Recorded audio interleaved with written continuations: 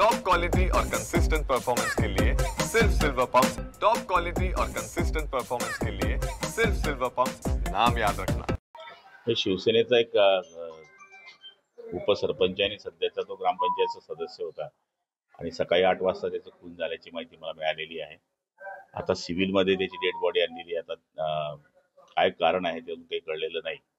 आता ते मी तिथे गेल्यानंतर माझ्या लक्षात येईल की काय कारण आहे, पण झालेली घटना फार वाईट आहे। आरोपींना शिक्षेची मागणी केली जाते, परिवाराच्या वतीने आक्रोश केला जातोय की कठोर शिक्षा व्हायला पाहिजे, कारण सगळ्या अनेकांच्या समोर हत्या केली गेली। आता 8 वाजता सकाळी ती हत्या शेताच्या इथे झालेली आहे। मूळ कारण काय अजून काही ते लक्षात आलेलं नाही। आता गेल्यानंतर लक्षात येईल। हो, सध्या दिशा सालियान प्रकरण जोरात गाजत आहे। उद्धव ठाकरे म्हणतायत खोट्याचं नाटक कराल तर बुमरँग होईल। हे बघा, आता ते प्रकरण तपासात आहे, त्याच्यामुळे मला तरी असं वाटतं की तपासामध्ये जे होईल ते होईल। ते असं म्हटले की ठाण्याचा भ्रष्टाचार काढला, नागपुरात दंगल झाली।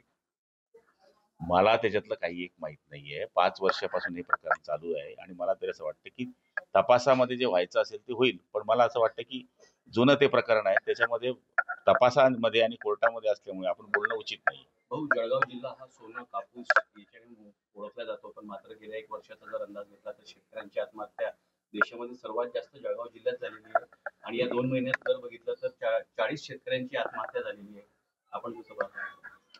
निश्चितच आपण सांगितल्याप्रमाणे शेतकऱ्यांची आत्महत्या झालेली आहे, पण काही बरेच त्याच्यामध्ये कारण आहे। त्याच्यामध्ये शेतीची नापिकी असेल किंवा काही प्रमाणामध्ये निराशा करून काही लोकांनी केलेली आत्महत्या असेल। आत्महत्या होणेच हे चुकीचे आहे। शेवटी ही कोणालाही भूषणावर बाब नाहीये।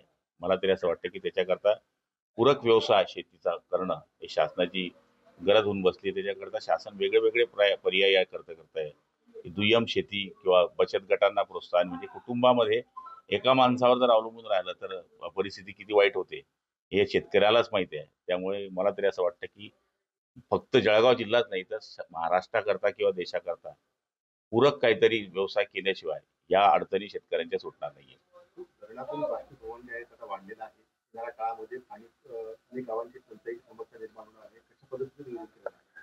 हे बघा, सोमवारी मी पूर्ण राज्याची टंचाईची बैठक लावलेली आहे आणि आज सुद्धा कलेक्टर ऑफिसमध्ये बैठक लावलेली आहे। जळगाव जिल्ह्याचा आढावा त्याच्यामध्ये होणार आहे आणि मला तरी असं वाटतं की बाष्पीभवन आणि त्यात सडन या महिनाभरामध्ये आत पाण्याची जी पातळी होती, एवढा मोठा पाणी पडल्यावर सुद्धा पाण्याची पातळी खोल गेली ही बाब सत्य आहे।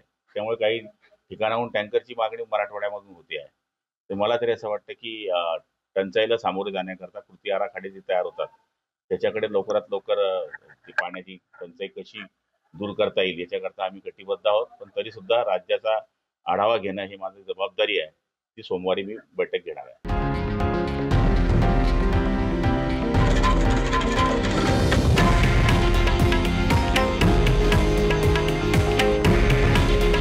हे आहे देशातील नंबर 1 न्यूज नेटवर्क आणि आपण पाहत आहात TV9 मराठी।